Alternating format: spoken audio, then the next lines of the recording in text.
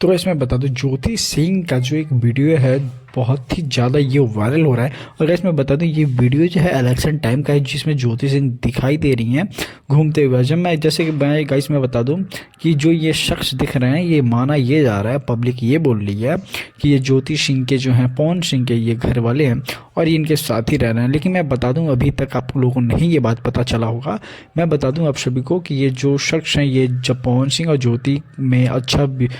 तरह से मतलब घरेलू संबंध था, तब तक कोई दिक्कत नहीं थी, तब तक ये साथ घूम रहे थे। लेकिन इस टाइम जो है पवन सिंह और ज्योति के बीच काफ़ी ज़्यादा विवाद बढ़ चुका है, घरेलू प्रॉब्लम हो चुकी है, जिसकी वजह से पवन सिंह ज्योति सिंह के साथ अभी नहीं दिख रहे हैं और ना ही इलेक्शन टाइम में वो ज्योति सिंह के साथ अपनी फैमिली के साथ मतलब किसी फैमिली को मेंबर को रख रहे हैं। कि आप हमारे चैनल को एक बार जरूर सब्सक्राइब करें। और गाइस मैं बता दूं, भोजपुरी से रिलेटेड और बॉलीवुड से रिलेटेड अगर आप कमेंट करते हैं तो आप लोगों को यहाँ पे लेटेस्ट न्यूज़ देखने को मिलेगा। और गाइस मैं बता दूं आप सभी को, जैसे कि पवन सिंह और ज्योति सिंह के जो बीच में विवाद चल रहा है, ये अब देखने वाला है